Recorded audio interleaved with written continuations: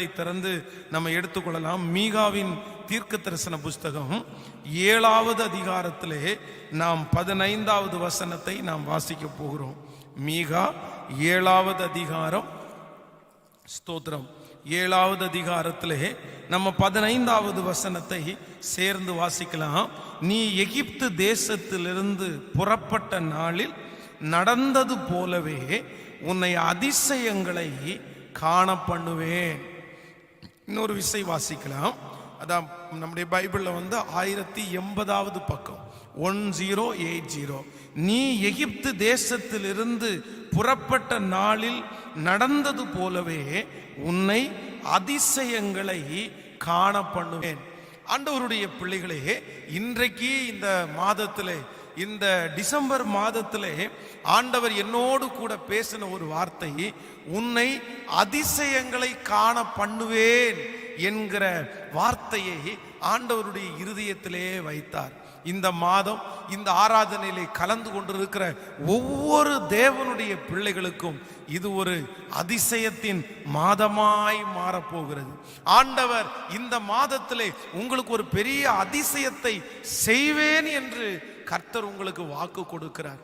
ஒருவேளை 9 மாதங்களாய் இல்லையென்றால் 11 மாதங்களாய் உங்களுடைய வாழ்க்கையிலே ஒரு அதிசயத்திற்காக நீங்கள் எதிர்பார்த்து கொண்டே இருந்து அது கிடைக்காம போயிருக்கலாம். இந்த மாதம் ஒரு அதிசயம் நடக்கும், அடுத்த மாதம் ஒரு அதிசயம் நடக்கும் அப்படின்னு சொல்லி நீங்கள் பல மாதங்கள் ஒருவேளை இந்த அதிசயத்திற்காக நீங்கள் எதிர்பார்த்து கொண்டு இருந்து, ஆனா உங்க வாழ்க்கையில அந்த அதிசயம் நடக்காமலே போயிருக்கலாம். ஆனால் ஆண்டவர் இன்றைக்கு வாக்கு கொடுக்கிறார், இல்ல இல்ல, இந்த மாதத்துல உங்க வாழ்க்கையில ஆண்டவர் ஏதோ ஒரு அதிசயத்தை செய்வேன் என்று கர்த்தர் வாக்கு கொடுக்கிறார். எத்தனை பேர் விசுவாசிக்கிறீங்க? பலர் உங்களுடைய கண்களுக்கு முன்பாய் சாட்சிகளை சொல்லிக் கொண்டே இருக்கலாம். எங்களுக்கு இப்படி ஒரு அதிசயம் நடந்துருச்சு, எங்களுக்கு இந்த மாதிரி ஒரு அதிசயம் நடந்துருச்சு அப்படின்னு நிறைய பேர் உங்களுக்கு சாட்சிகளை சொல்லலாம். ஆனா நீங்க எல்லாம் அந்த சாட்சியை கேட்கும் போது எல்லாருக்குமே இந்த அதிசயம் நடக்குது, எனக்கு அதிசயம் நடக்காதா? எனக்கு எப்ப நடக்கும்? எனக்கு நடக்கிறதுக்கு வாய்ப்பு இருக்கா? எனக்கு ஒரு அதிசயத்தை ஆண்டவர் என்னைக்கு செய்ய போறாரு அப்படின்னு உங்களுடைய இருதயம் ஒருவேளை கேட்டுக்கொண்டே இருக்கலாம்.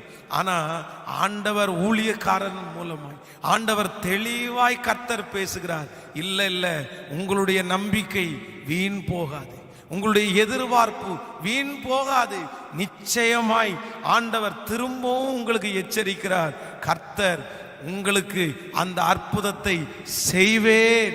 நீ சோர்ந்து போக வேண்டியது இல்லை, நீ மனம் தளர வேண்டியது இல்லை, நீ முறுமுறுக்க வேண்டியதில்லை. அந்த அதிசயத்தை இந்த மாதத்திலே ஆண்டவர் செய்வேன் என்று கர்த்தர் வாக்கு கொடுக்கிறார். ஹல்லேலூயா.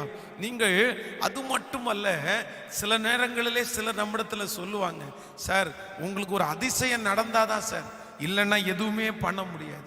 ஏதோ ஒரு அதிசயம் கண்டிப்பாக நடந்துதான் ஆகணும், அந்த அதிசயம் நடக்கலைன்னா இந்த காரியத்தை நீங்கள் வெற்றி பெற முடியாது அப்படின்னு எல்லாம் யாரோ ஒருத்தர் உங்களுக்கு சொல்லியிருக்கலாம், ஒரு டாக்டர் உங்களிடத்துல சொல்லியிருக்கலாம், இல்லையென்றால் ஏதோ ஒரு நபர் சொல்லலாம், இதெல்லாம் ஒரு அதிசயம் நடந்தாதான் சரியாகும், இதுக்கெல்லாம் அதிசயம் தான் நடக்கணும், இது உன் வாழ்க்கையில அதிசயமா தான் நடக்கணும், நீ என்னமோ சொல்ற நடக்கும் நடக்கும்னு சொல்ற, ஆனா இது ஒரு அதிசயம் தான் நடக்கணும் அப்படின்னு யாராவது உங்களிடத்துல பேசி இருக்கலாம்.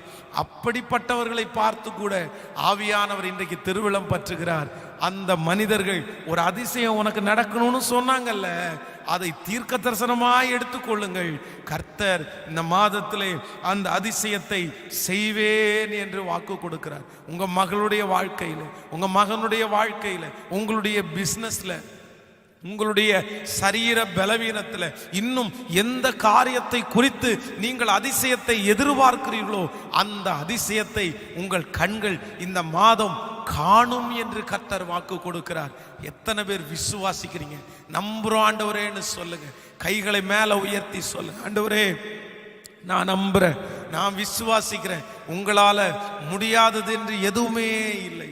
எங்களுடைய திருச்சபையிலே ஒரு 3 ஆண்டுகளுக்கு முன்பாக ஒரு வயதான தாயார் கேன்சர் வியாதியினாலே தாக்கப்பட்டு வந்தார். அவர்களுக்கு இயேசுவை பற்றி எதுவுமே தெரியாது. ஆனா அவருடைய வீட்டுக்காரருக்கு கொஞ்சம் ஆண்டவரை குறித்து அவருக்கு தெரியும். அவர்கள் வந்து ஆலயத்திற்கு அழைத்து வந்தார்கள். அப்ப எங்கிட்ட ஜெபிக்க சொன்னாங்க. நான் அவர்களுக்காக பாரத்தோட நான் ஜெபித்து முடித்து நான் போய் ஒரு இடத்துல உட்கார்ந்துட்டேன். ஆனா அந்த ஐயாவுக்கு ஆனாலும் ஒரு மனசுக்குள்ள ஒரு திருப்தி வரல. அவர் என்ன பண்ணார் அப்படின்னா, தன்னுடைய மனைவியை ஒரு சேர்ல உட்கார வச்சுட்டு ஆலயத்துல அப்படியே சாஷ்டாங்கமாய் விழுந்து கத்தி கதறி ஜெபித்தார்.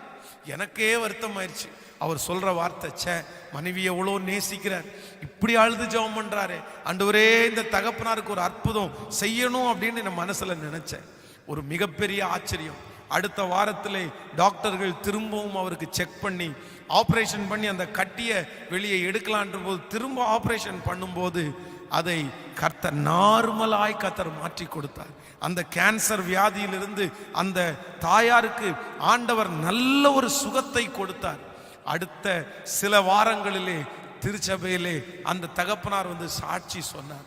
அப்ப நான் நம்புறேன், அந்த அதிசயத்தை கட்டளையிட்ட கர்த்தர் எத்தனையோ பேருக்கு மருத்துவமனையில் டாக்டர் வந்து இது மிராக்கல் அப்படின்னு சொல்லியிருக்காங்கல்ல, உங்க வாழ்க்கையில கூட அப்படி நடந்திருக்குது இல்ல.